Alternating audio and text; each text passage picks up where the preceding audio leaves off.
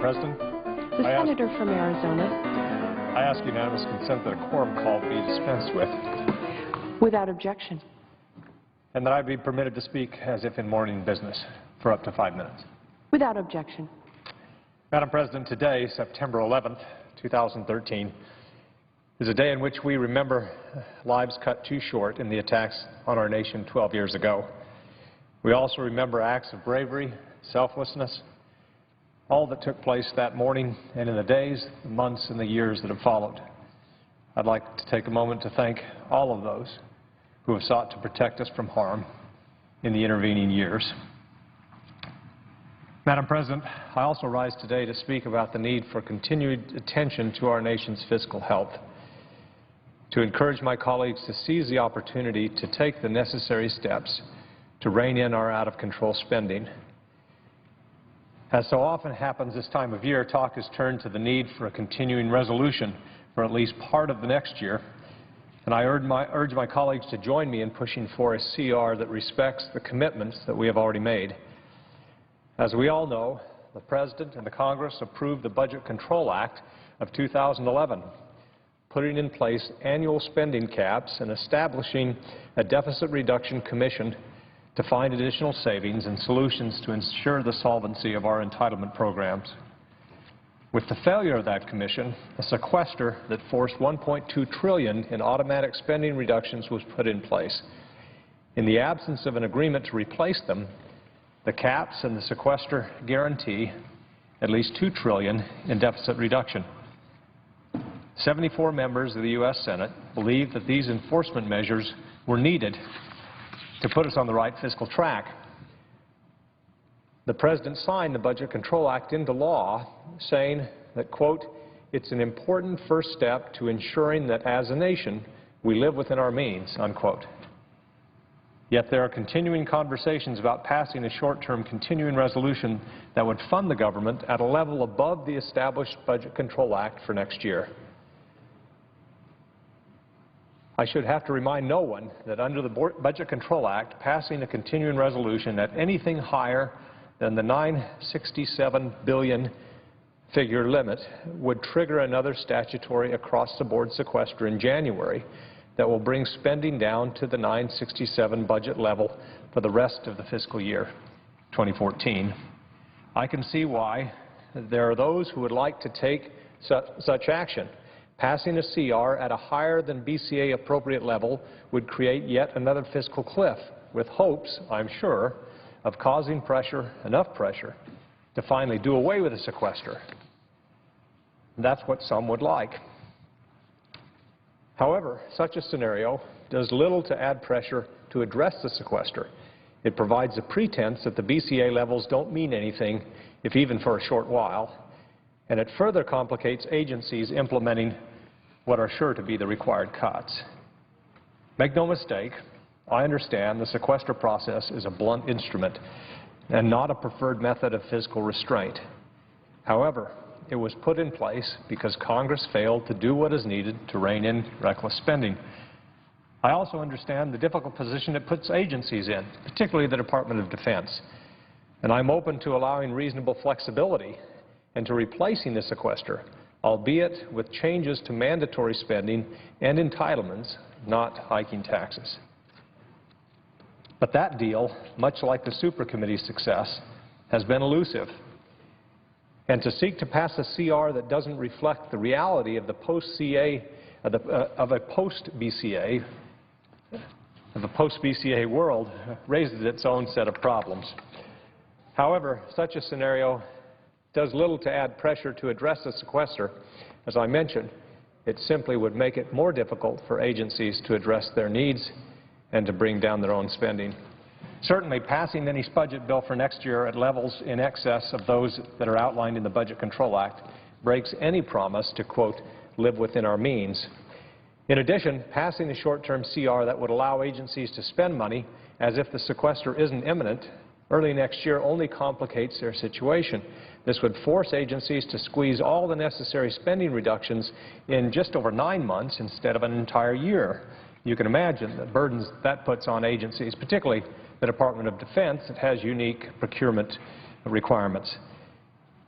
A less than charitable view of why anyone would seek to ignore, even for a short term, the realities of the BCA would be that they just might think deficits have fallen and our attention to the fiscal state is no longer needed. In fact, the President recently told an audience that, quote, "We don't have an urgent deficit crisis.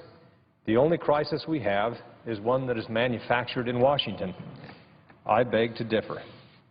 Our fiscal problems aren't solved. In fact, we're still on track to add $753 billion to our national debt in 2013.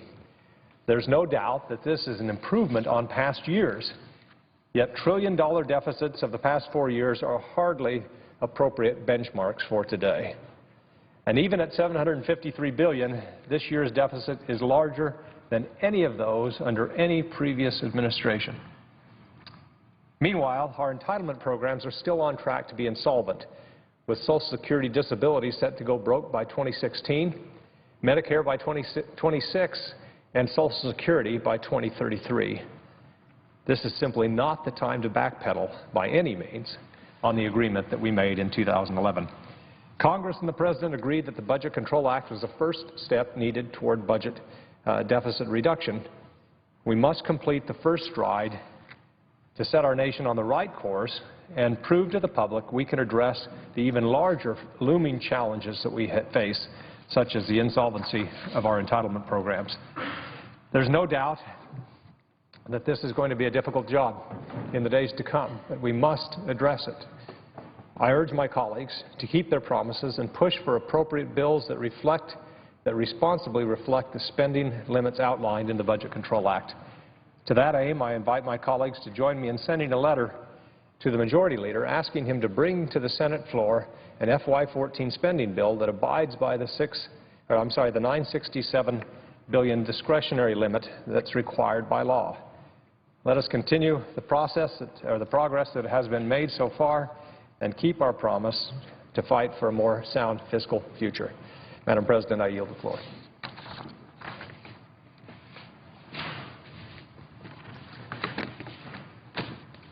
Madam President, I suggest the absence of quorum. The clerk will call the roll. Mr. Alexander.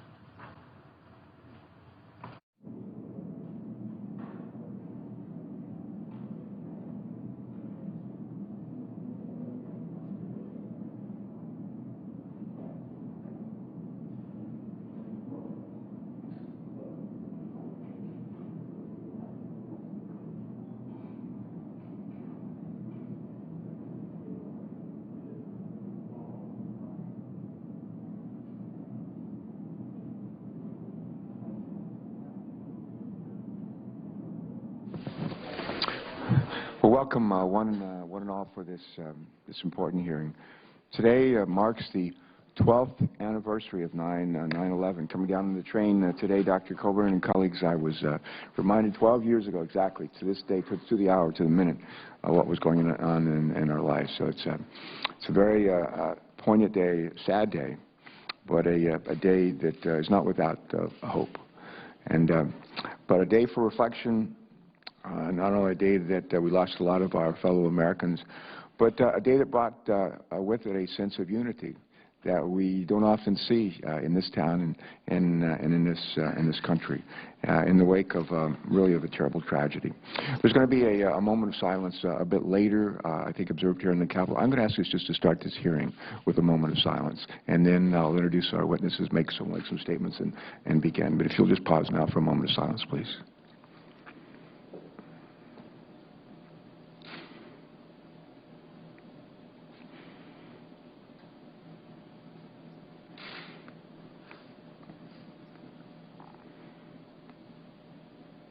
Thank you.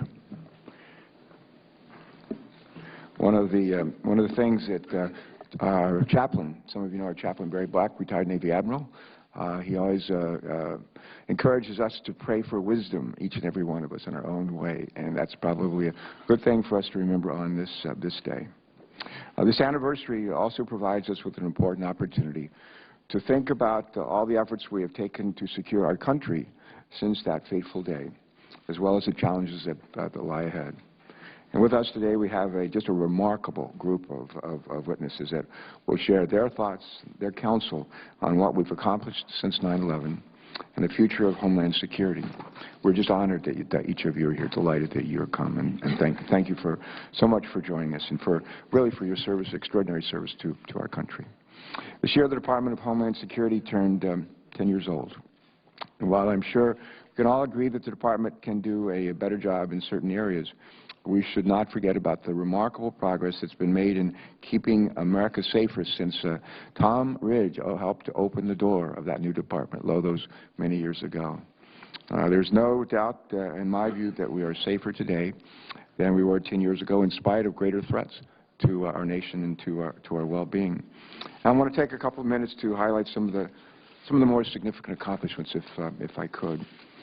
We've enhanced aviation security through a more risk-based, intelligence-driven system that began screening passengers against national security databases roughly 4 days before they ever board an aircraft. We've improved our preparedness for and our ability to respond to disasters while cutting red tape at the federal level. We saw the fruits of these efforts in the response following the Boston Marathon bombings and also the natural disasters that struck my part of the country, including Hurricane Sandy. We've increased the security of our nation's borders with historic levels of manpower and resources, and we've built up cyber security capabilities to work with the private sector and federal government agencies in preparing for and responding to and mitigating against the ever-growing number of cyber attacks. But is there still room for more improvement? And I would just say, you bet there is. One of my favorite sayings is the road to improvement is always under construction, and that's true in this venue as well. Last unanimous consent, the call of quorum be terminated. Without objection. Madam President, I've spoken with the White House. I've spoken to the Republican leader, and we've agreed on a way forward based on the President's speech last night. As the President told the nation last night, the President has asked Congress to postpone a vote to authorize the use of force in Syria and pursue instead a diplomatic path, see if that works. Tomorrow, sometime in Geneva, Secretary Kerry's meeting with Secretary, let's see, what is his name? Anyway, the Foreign Secretary of Russia, Lavrov is his name. Sorry about that. So it's right that the Senate turn from the Syria resolution while Secretary of State pursues these important diplomatic discussions. As I said this morning, Congress will be watching these negotiations very closely. If there's any indication they're not serious or they're being used as a ploy to delay, then Congress stands ready to return to that Syria resolution to give the President the authority to hold the Assad regime accountable for the pain, suffering, and death that he caused with those chemical weapons. In the meantime, the Republican leader and I have agreed that the Senate will return to the Shaheen-Portman energy efficiency bill. Shaheen, Portman, and the chairman of the committee, Senator Wyden, have talked to me many, many times over a period of more than a year to move this legislation forward. So I think it's appropriate that rather than sit here and tread water and do nothing, we should move forward on this legislation. And as the agreement will indicate, so as not to interfere with the diplomatic discussions going on, we've agreed that the Senate will consider no amendments on the energy efficiency bill relative to Syria or the use of force. I've talked to a number of the Republican senators, and that's certainly fine with them. So we look forward to considering amendments on issues that are domestic in nature and passing this important piece of legislation. I ask unanimous consent that the motion to proceed to S-1392 be agreed to, that there be no amendments or motions in order relative to Syria or the use of military force during the consideration of this legislation. The time until 6 p.m. tonight be equally divided between the two leaders or the designees. Mr. President, I think it would certainly be appropriate that we have this time statements from the chairman, ranking member, that's Wyden and Murkowski, and Senator Shaheen and Portman, the sponsors of this legislation, before. And then I would hope, Mr. President, Madam President, that at that time, let's say, how long do you need for your statement? That matter? 20 minutes. 20 minutes. We'll give Murkowski the same.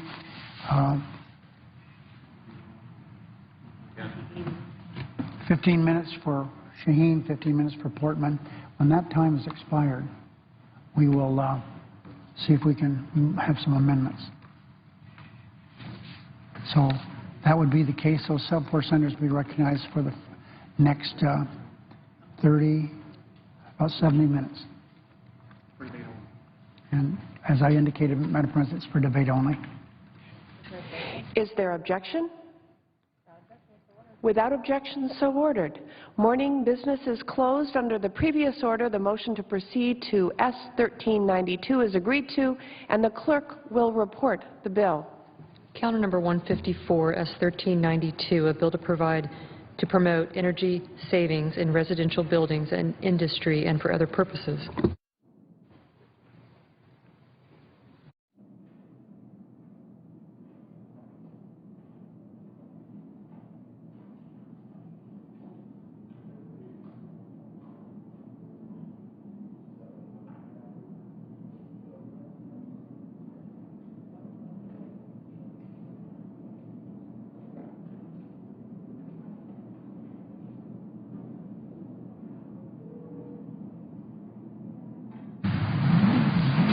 President. Senator Morgan. Mr. President, before he leaves the floor, let me just thank the leader for making sure that we could have this opportunity to deal with one of the crucial issues of our time.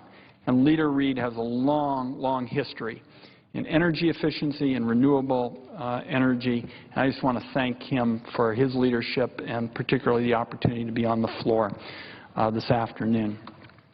Mr. President and colleagues, today the United States Senate has the chance to put more points on the board for the creation of good-paying jobs, a more productive economy, and greater energy security. Before the August recess, the Congress put some initial points up by passing hydropower legislation. This legislation, Mr. President, was called by the New York Times the first significant energy legislation to become law since 2009. Those hydropower bills might have been called small by some, but experts say they can generate a large amount of power. Hydropower is 60% of renewable, clean power in America. And hydropower has the potential to add 60,000 more megawatts of capacity by 2025, according to the National Hydropower Association. That's enough energy to power more than 46 million homes. Hydro helps to make our economy less dependent on fossil fuels, and it does it in a way, Mr. President, that Democrats and Republicans can come together on. Now today, as we look at another critical part of modernizing energy policy, I want to start by saying that it has almost become obligatory for members of Congress to say that they are for an all-of-the-above energy policy. It's almost like a United States senator has got to say that on energy they are for all of the above 3 or 4 times every 15, 20 minutes, or else it's not a real discussion about energy policy. But here's what's important and I think critical as we start the debate, where I see my friend from New Hampshire and my friend from Ohio. The reality is you cannot have an all of the above energy policy in this country without energy efficiency. It's just that simple. If you're serious about an all of the above energy policy, and we have essentially several Democrats and several Republicans on the floor now to demonstrate the seriousness of this issue, you cannot have an all of the above energy policy without energy efficiency. So this legislation is on the floor today thanks to the tireless bipartisan efforts of Senator Shaheen and Senator Portman.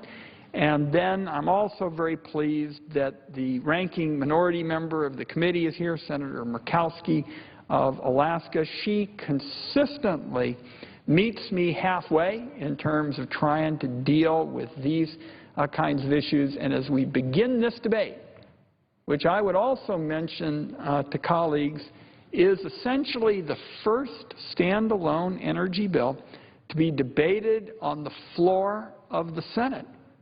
Since 2007, it wouldn't be possible without the cooperation and the good counsel of the ranking minority member, Senator Murkowski. And I want her to know how much I appreciate our partnership. We just got through our weekly session this morning as we look at various kinds of business. We hope to be able to bring to the Senate helium legislation, which we know a lot of senators care about, very quickly as well. But there's a reason that we're back to energy policy in the United States Senate, and that's to a great extent because of the cooperation that Senator Murkowski has shown. This bill, and one of the reasons it is bipartisan, is it gives us a chance to cut waste in our energy system and create jobs. And this bill would take the biggest step in years towards tapping the potential for energy policy.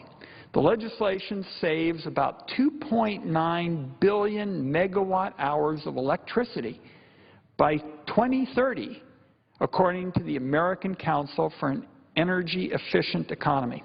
And I thought I'd just start, colleagues, by translating that into something that becomes a little easier to put your arms around. To generate those kinds of savings in electricity, 2.9 billion megawatt hours, the United States would have to build 10 new nuclear power plants at a cost of billions of dollars each and run them for more than 20 years. The heart of this bill is updating voluntary building codes to make homes and businesses more efficient, and it's about installing new wires and pipes and machines and insulation. And here's what I want colleagues to know as we start this discussion. There is money to be made in those pipes and that insulation. Businesses know that. That's why more than 250 companies and associations have endorsed this bill, including the Chamber of Commerce. Mr. President, when you look at those who have endorsed this piece of legislation, it is not a who's who of sort of bleeding heart environmental folks. I was particularly struck by the headline in a Forbes article last month. They say, quote, the Shaheen-Portman Energy Savings Act, it's the economy, stupid. They sure got that right. If the Congress passes this bill, it's going to immediately become a significant job creator, generating an estimated 136,000 new jobs by 2025. It will also make a significant difference in our country's energy productivity. And that means savings for families, building fewer power plants, reducing greenhouse gas emissions. Now, if we just continue business as usual, people say, oh, gee, not really going to pursue this now. The U.S. Energy Information Administration, that's really our statistical arm of the Energy Department, predicts that our country would use 30% more electricity by 2040. But there's an alternative, and that is harnessing the potential of efficiency technologies that actually reduce electricity from today's demand. and reduce the use of energy, even as our economy and population grows. The amount of new energy productivity we gain would be like doubling the number of houses in America and then powering all of them without ever adding a new power plant to the grid. Now, choosing the more efficient path that we're going to advocate for on the floor of the Senate, Mr. President, would mean adding 1.3 million jobs by the middle of the century. Families could shave off 1/3 of their electricity bills, an average savings of about $600 per year, according to experts in the field. A big, big increase in productivity. So already we've talked about job creation. We've talked about productivity. Two areas where I don't see some kind of artificial line between Democrats and Republicans here in the Senate. I see areas that we all feel strongly about. On the other hand, meeting our country's projected electricity, demand with today's energy mix, and 40% coal requires building at least 100 new coal-fired power plants over 25 years. Now, we're also going to make the case during this debate, Mr. President, that the federal government ought to be a leader in this. I mean, it's one thing to talk about how everybody in America ought to do something and then say, oh, the federal government might get around to it someday. So we're saying this is a chance for the federal government to save taxpayers' money and to play a strong role, a strong leadership role, particularly by improving efficiency at federal data centers. As more and more businesses move to the cloud, reducing energy use there is extremely important. Again, the experts estimate that these steps on data center efficiency would save about 35 million megawatt hours of electricity by 2030. We would save the same amount of energy by powering down 60 of the NSA's newest data centers for a year, but I'm going to save that one for another day, Mr. President. There is obviously room for federal agencies to do more. The government owns nearly 500,000 buildings. The federal government is the largest landlord in America, and agencies are directed to buy and use highly efficient equipment under 2 different executive orders. But according to the staff at the Energy Department, less than half of the commercial building equipment that agencies buy actually even complies with the government's own rules. So I'm going to be offering an amendment to the bill that at least will provide some incentives to ensure that agencies actually follow the rules of the government. Now, this bill, as I've indicated, is bipartisan. We have been able in our committee to pass 62 bills out of the Energy and Natural Resources Committee, each one with bipartisan support. And this is what senators have said they care about. This is what the other body has said they care about. Congressman Kevin McCarthy, the third-ranking House Republican, said earlier this year, and I quote, "All American energy independence means taking a hard look at energy production, distribution, reliability, and efficiency." In the House, there is a bipartisan companion to this. In other words, we have the good fortune of having Senator Shaheen and Senator Portman working in a bipartisan way. In the other body, and Senator Murkowski and I have met with the House members interested in this issue, you have Congressman Peter Welch and Congressman Cory Gardner actually creating a bipartisan caucus to promote new financing tools that aid energy efficiency projects. And Congressman Welch and Congressman McKinley have introduced companion legislation to the one we debate today. If anything, one of our challenges is that there's a pent-up demand to debate energy issues in this Congress. So if we voted for all of the amendments, Senator Murkowski, that I hear people say they want to do, we'd probably be here till New Year's Eve or just sort of fed intravenously trying to figure out how to process, all of it. So we may not have time to address each and every amendment, but I know of at least a dozen bipartisan amendments that colleagues plan to offer that will produce even more energy savings for businesses and consumers, produce more jobs for the U.S. economy, and nobody is going to be able to say this is part of a dumb federal mandate or some kind of run from Washington, one-size-fits-all approach. These are approaches that look to productivity, the private sector for leadership in fresh ideas. For example, Senator Bennett and Senator Ai have a Better Buildings amendment. Strikes me as a very sensible one. Senator Inhofe and Senator Carper have an amendment on thermal efficiency. Senator Klobuchar and Senator Hoeven have a bill to help our nonprofits save energy. Now, how can you make a logical case that we shouldn't try to work that out? Our nonprofits are being stretched to the limit. I saw that when I was in Alaska with Senator Murkowski, and we talked to some of the nonprofits. We see it in Oregon as well, and so we have a bipartisan amendment from Senators Hoeven and Klobuchar to try to help these nonprofits save energy. And these are just a few of the good amendments, in my view, that build on the outstanding work done by Senator Shaheen and Portman Lowe these several years. These amendments in this bill are going to help homes and businesses use less energy, save money, create jobs without mandates, without spending new federal money. It got out of our committee by a 19-3 vote. And I believe that the reason it did is because people said this was a common-sense approach to cutting energy waste and showing folks across the land that there are things that you can agree on in the United States Senate and come together. So I'm pleased, Mr. President, to be here with Senator Murkowski. We've talked about this a long time, to get the United States Senate back in the business of a modern energy policy that creates jobs, that promotes energy security and productivity. We started that with the hydropower legislation that was signed into law right after we broke for the August recess. This is the next logical step, and I'll just say to colleagues, I don't see how a senator can say they are for an all-of-the-above energy policy in America without supporting energy efficiency.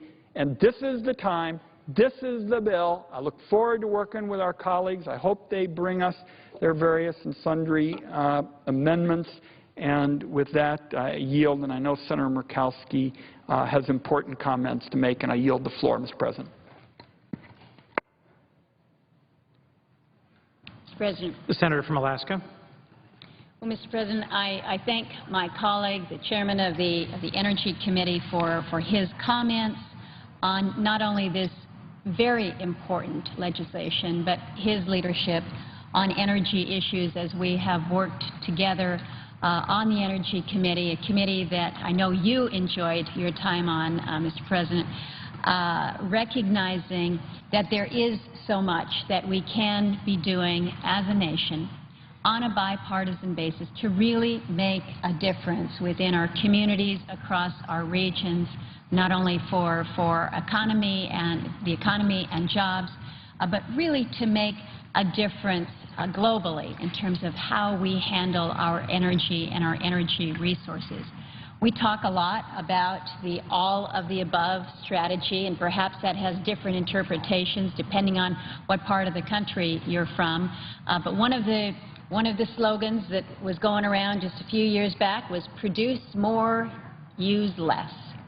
Well, now, Mr. President, we are talking about the use less side of that ledger. Equally important, I come from a producing state, but let me tell you, when you come from a state where our energy costs are some of the highest in the nation, if not the highest in the nation, we're also pretty good and wise about how we use less. So I am very, very pleased that we are at this point today where we are finally taking up this energy efficiency bill. The chairman has mentioned that it has been a long time since we have seen energy legislation debated here on the floor. And I do find it troubling that we have gone so long without meaningful and sustained debate about energy policy. Each year, our committee sends dozens of bills to the floor with our signature stamp of bipartisan approval, which I think is key. And yet, for years, we have kind of seen the bills come to the floor, and that's been the end of the road for those particular efforts. While a small number of our public lands bills are able to pass through by unanimous consent, those that are related to energy, those that often need a little more work to pass this chamber, are virtually never brought up for further consideration. Now, I do understand that we've got all kinds of pressing matters in front of us. Obviously, the debate over the Syria resolution, clearly one of them. The continuing resolution that we will have in front of us as we work to fund the government, critically important. If we do reach agreement on how we should proceed to either of these measures, I will certainly be the first to agree that they need to be brought forward for debate. But when we have finished those, I am hopeful that we will return, if we have not yet concluded, that we will return to energy legislation, because it has been too long neglected in this chamber. I came to the position as ranking member of the Energy Committee back in 2009, and I was very, very optimistic about what we would accomplish in this area. All of those of us on the committee had worked to deliver 3 major energy bills during the preceding years that I'd been on the committee. We had the Energy Policy Act of '05, we had the Gulf of Mexico Energy Security Act of '06, we had the Energy Independence and Security Act of '07. All of them were partially or entirely written by our committee. They all received strong support in this chamber, and they all eventually became law. So fast forward to where we are today. Our floor debate in 2007 remains the last time that the Senate truly engaged on energy policy. And in the interim, about the best that we've seen are some amendments here and there along the process, or perhaps dueling side-by-sides that are inevitably voted down. But the lack of action on energy legislation is not because we have abandoned a bipartisan approach in committee. It is not because we have perhaps run out of good ideas. And it is certainly not because we are somehow unable or unwilling to report legislation to the full Senate. We reported a comprehensive bill back in 2009 that sat on the calendar untouched for 17 months. We unanimously reported a bill to help prevent another offshore spill in 2010. That, too, was ignored. The reality is that we have one of the most bipartisan and active committees in the Senate. But unfortunately, we're almost regularly in a situation where we're not provided the floor time needed to complete our work. Now, I'm not complaining here. I'm just pointing out some facts here. But the chairman noted that there has been this pent-up demand, this frustration about not only where we are in the process, but the opportunities that are lost. When you think about the changing dynamics in this country since 2009, think about what has changed in the energy sector during that course, and the fact that we have not addressed real fulsome energy legislation is really quite telling. But I am hopeful that the Senate is now finally on the verge of reversing its unfortunate approach to energy policy. As the chairman has noted, we have already ordered more than 50 bills to be reported to the Senate this year alone. Today, as we begin debate on the Energy Savings and Industrial Competitiveness Act, I don't even know why we're calling it that. We just call it Shaheen-Portman around here, and the work that the authors of this legislation have done, I certainly applaud. But we are here at this point because of the very concerted efforts of the authors of this bill, Senator Portman, Senator Shaheen, their great bipartisan work, months and months of negotiation, months of waiting. So to be here today to stand in support of this bill is wonderful. I have spent some time on this floor talking about an energy blueprint that I had crafted back at the beginning of the year, Energy 2020, and I say this is 115 pages of energy policy, but it really can be summed up in one bumper sticker, and it just says energy is good. And so the fact that we're here on the floor talking about energy efficiency, I think, is absolutely key. When I mention that 2020 blueprint, in that, I make the point, I make the push that we need to strive to make our energy more abundant, more affordable, clean, diverse, and secure. And while we often focus on the more obvious efforts to advance energy policy, in my case, more production on federal lands, passage of approval of the Keystone XL pipeline, the restoration of some real balance in new regulations, and I think a much greater focus on innovation. It is also critically important that we look to the efficiency side. It must be a larger part of our energy debate. It deserves to be a larger part of our nation's energy policy. And the reasons why, there's no great mystery here. Efficiency is good for the economy and for our environment. It enables us to waste less and use our resources more wisely. Great conservative principles there.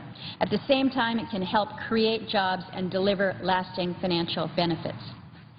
Study after study, and the chairman has pointed some of those out, study after study has shown that we could save billions of dollars every year through reasonable efficiency improvements, whether through small appliances, large buildings, or someplace in between there. These potential savings cannot be overlooked at a time when we see so many of our families and businesses that are struggling to make ends meet. Debt is escalating. The price of energy remains well above what most of us want it to be. So as policymakers, I can't think of efficiency as just an energy issue alone. It's also a bottom line issue that really affects every one of us and every one of our constituents back home. Now, while we can all agree on the importance of efficiency, we can also agree that there's a legitimate debate over the federal government's role in this area. In my judgment, that role should be limited and the costs associated with it should be minimal. The federal government must itself be efficient as it pursues efficiency, and I think that these are areas that we can really work to enhance. We cannot simply lavish subsidies, pass bill after bill, or impose mandate after mandate and suggest that that is somehow our pursuit of a greater good. Instead, I think that the federal government should strive to fulfill three pretty distinct roles. It can act as a facilitator of information that consumers and businesses need to make sound decisions. It can serve as a breaker of barriers that discourage or prevent rational efficiency improvements from being made. And as the largest consumer of energy in our country, it can lead by example by taking steps to reduce its own energy usage. Those are the criteria by which we can evaluate whether the federal government is on the right track on energy efficiency, and also the criteria by which we can judge whether or not this particular bill, the Shaheen-Portman bill, would improve our current policies. So let me just move to the bill for a moment and explain why I support it. First, the scope. The scope is both limited and, I think, appropriate. It does not contain new mandates for the private sector, not for buildings, not for appliances, not for anything. The provision on building codes is a good example of what the bill does and does not do. Because I would not be supporting a provision if it required the mandatory adoption of those codes. But this bill is voluntary, with the federal government stepping in to help facilitate new models that others can choose to follow. Second point here is the costs. We're all focusing on costs nowadays. The costs of this bill are fully offset. It contains no direct spending. The only provision that received a score from the Congressional Budget Office has been dropped.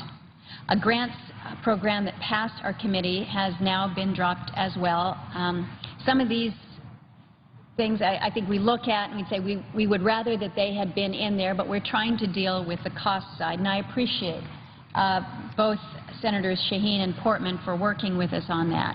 The authorizations that remain in the bill have been fully offset by cutting a provision from the 2007 energy bill.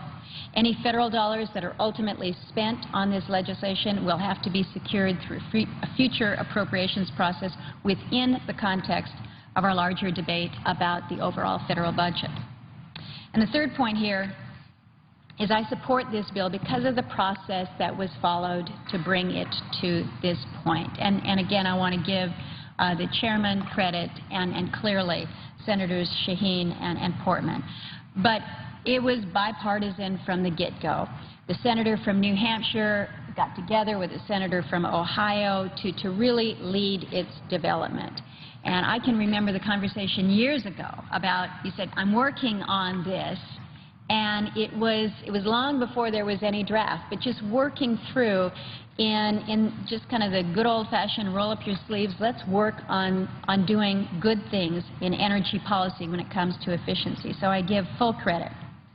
Our committee held a hearing on this bill. We had testimony from Department of Energy and other experts. We moved through to a markup. Oh my goodness, this could be considered regular order here. We improved the bill in the markup there. We reported it favorably by a vote of 19-3. Possible amendments have been worked on by members and staff alike over these past several months. I think there are many good amendments that I think we all assume will easily win passage. And at the same time, the bill's sponsors have continued to work to refine and improve the legislation leading to the product that we have before us today.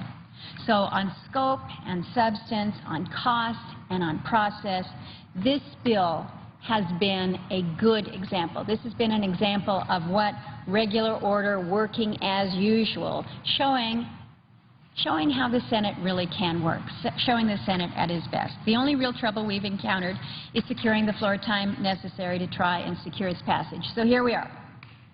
Here we are. And it is my hope, Mr. President, that with the efforts of the sponsors of this bill, with the efforts of the chairman of the Energy Committee, continuing to push to build good things rather than trying to blow things up, we will have an opportunity to see this measure enacted into law. As I mentioned, we don't have an opportunity here on the floor of the United States Senate to debate energy often as I would like to. By the looks of what we have pending in front of us, we recognize that there may be interruptions. It is my hope that we can move quickly, take up many of these bipartisan amendments that Chairman Wyden has mentioned. Let's make the most of the opportunity that we have before us now. Let's weigh the federal government's proper role in efficiency. Let's make sure that this bill reflects all of that. Let's start working through the amendments that have been filed and move forward with a process that will yield good policy for this country. Again, I thank the sponsors for their yeoman's work in getting us to this point, and I look forward to the discussion and the debate that we will have in the days ahead. And with that, Mr. President, I will yield the floor. I know that Senator Shaheen, with all the work that she's put into this, is anxious to finally be discussing her bill on the floor of the Senate chamber. I yield the floor. Mr. President. The senator from New Hampshire. As my colleague Senator Murkowski says, I am thrilled to be here on the floor of the Senate today. After 3 years of work with Senator Portman and so many other people, to be talking about the Energy Savings and Industrial Competitiveness Act. And I want to begin by thanking Chairman Wyden and Ranking Member Murkowski for all of the support and great work that the Energy Committee has done to help get this bill to the floor. As they pointed out, and as I know you know, Mr. President, the Energy Committee in the Senate has been very bipartisan. I had the opportunity to spend my first 4 years here on the Energy Committee, and I can attest to that. And I know what great work they have done. And the fact that they have gotten so many bills through the committee already really speaks to the consensus that they've been able to build on the committee around energy policy. So thank you both very much. for all of that great work. And thank you to my partner in this effort, Senator Portman from Ohio. I have to say he's not on the floor right now, but I sort of claim him in New Hampshire because he went to Dartmouth, so we figure that he's got some New Hampshire roots. And we really have worked in a partnership on this legislation. It has been a very bipartisan effort, and it reflects what I believe is an affordable approach to the use of energy efficiency technologies. It will help create private sector jobs. It will save businesses and consumers money. It will reduce pollution, and it will make our country more energy independent. And I know we're all very aware of the crisis in Syria, of how that looms over this discussion. And so it couldn't be more timely to be talking about how we make this country more energy independent. This bill, which Senator Portman and I have been working on now for 3 years, has been the result of years of meetings, negotiations, of broad stakeholder outreach. It's been an effort to craft the most effective piece of energy legislation, efficiency legislation, with the greatest chance of passing both chambers of Congress and of being signed into law. The legislation will have a swift and measurable benefit to our economy and our environment. In fact, as Senator Wyden pointed out, we had a recent study by experts at the American Council for an Energy Efficient Economy, which found that this legislation, if it's passed, has the potential to create 136,000 domestic jobs by 2025. They did a study in the last Congress when we first introduced the bill and showed that in addition to that job creation, it would also save consumers $4 billion by 2020 and be the equivalent of taking 5 million cars off the road. So a huge benefit to our environment, to job creation, which is probably at the top of the agenda right now, and also to savings to consumers. Now, simply put, as my colleagues have said, we need a comprehensive national energy policy. We have been overly dependent on foreign oil. We've been reliant on an outdated energy infrastructure, and this is a situation that hurts both business and that also gives our overseas competitors an advantage. So we have to think about an all-of-the-above strategy, as everybody's commented, that utilizes a wide range of energy sources: natural gas, oil, nuclear, renewables like wind, biomass, and solar. This will give us a stronger and more stable economy. But we can't just focus on the supply side. We also need to think about how we consume the energy once we have it, the demand side. Efficiency is the cheapest, fastest way to address our energy needs. Energy-saving techniques and technologies lower costs, they free up capital that allows business to expand and our economy to grow. And I have been to so many businesses throughout New Hampshire in the last 3 years who, because of their ability to save on their energy costs, have been able to stay competitive, been able to add jobs. So this has a real benefit to our economy and to businesses. Efficiency, as I said, is the fastest way to address our energy needs. And I think a lot of times people think about energy saving and energy efficiency as turning down the thermostat, turning off the lights, putting on a sweater. But energy efficiency today is about a whole lot more than that. And we can start by improving our efficiency by installing ready and proven technologies. These are off the shelf. They're already available. Things like modern heating and cooling systems, smart meters, computer-controlled thermostats, low-energy lighting. These are all available today for the benefit of those people who want to save on their energy consumption and their energy bills. Now, there are substantial opportunities that exist across all sectors of our economy to conserve energy and create good-paying private sector jobs.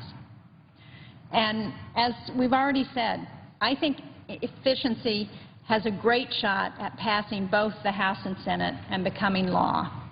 Energy efficiency has emerged as an excellent example of bipartisan and affordable opportunity to immediately grow our economy and improve our energy security. And in addition to being affordable, efficiency is widely supported because its benefits aren't confined to a certain fuel source or a particular region of the country. So much of the energy debate over the last few years has been about who benefits, whether it's fossil fuels, alternatives, whether it's the Northeast, the South, the West. Everybody benefits from energy efficiency. It is one of the policy areas where we can come to a real agreement. So it's no wonder that this legislation, Shaheen Portman, enjoys such large and diverse support. It's received more than 250 endorsements from a wide range of businesses, environmental groups, think tanks, trade associations, from the U.S. Chamber of Commerce and the National Association of Manufacturers to the Natural Resources Defense Council. These are the types of non-traditional alliances that have helped us get this bill to the floor. Now, Senator Portman and I worked with diverse groups to craft this year's bill, and we maintained a transparent and open process where we tried to make sure that all stakeholders had a meaningful opportunity to comment on existing and proposed provisions and to suggest their substantive additions. So using that process of coalition building, we were able to find common ground on a number of important provisions, including commercial and residential building efficiency codes, workforce training, and language that aims to create a more robust public-private partnership between DOE's Advanced Manufacturing Office and industrial energy consumers. Now, to talk a little bit about what's actually in the legislation. This bill provides incentives and support, but as we've all said, no mandates for residential and commercial buildings in order to cut energy use. And that's very important because buildings consume about 40% of the energy used in the United States. It strengthens voluntary national model building codes to make new homes and commercial buildings more energy efficient, and it works with states and private industry to make the code writing process more transparent. It would train the next generation of workers in energy-efficient commercial building design and operation through university-based building training and research assessment centers. Shaheen Portman assists our industrial manufacturing sector, which consumes more energy than any other sector of the U.S. economy. The bill would direct the Department of Energy to work closely with private sector industrial partners to encourage research, development, and commercialization of innovative energy-efficient technology and processes for industrial application. This is something that we heard very clearly from business throughout the country that they really need. They want a more collaborative effort with the Department of Energy. They want to feel like the Department of Energy is working with them. So hopefully these provisions will help make that happen. It also helps businesses reduce energy costs and become more competitive by incentivizing the use of more energy-efficient electric motors and transformers. It establishes a DOE voluntary program called Supply Star that's modeled on something that's been a great success, that's the Energy Star program, to help make companies more aware of their supply chains and how to make them more efficient as well. And finally, the legislation requires the federal government, which is the single largest user of energy in the country, to adopt more efficient building standards and smart metering technology. The bill would require the federal government to adopt energy-saving technologies and operations for computers. Our data centers are huge users of energy. It would allow federal agencies to use existing funds to update plans for new federal buildings using the most current building efficiency standards. And finally, as has been said, this legislation is fully offset so that there's not new spending in this bill. We reallocate authorization from existing programs.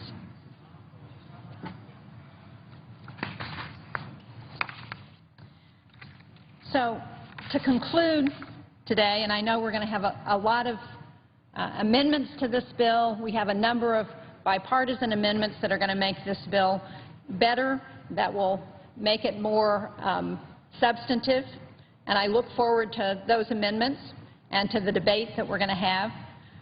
I think this is a bipartisan, affordable, and I believe widely supported first step as we begin addressing our nation's very real energy needs, particularly not just on the supply side, but on the demand side.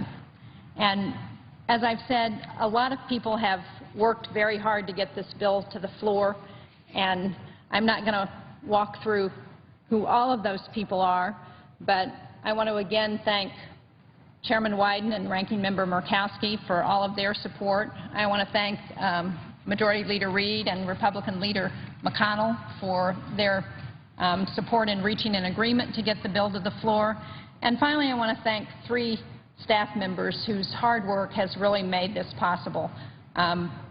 Someone who was in my office earlier who has now moved on, Trent Bauserman, who worked very hard to get us started on the legislation, Robert Disnoff, who has now taken over in my office to work on the bill, and Steve Kittredge from Senator Portman's office. Without the 3 of them, and without all of the other staffers, both in my office and in Senator Portman's office, all of the people on the committee who have worked so hard, we would not be here to have this debate today. So thank you to all of them, and I look forward to hearing the amendments, to the robust discussion on the floor, and to continuing to work with my colleague, Senator Portman, as we try and move this bill through the process. Thank you very much. Mr. President.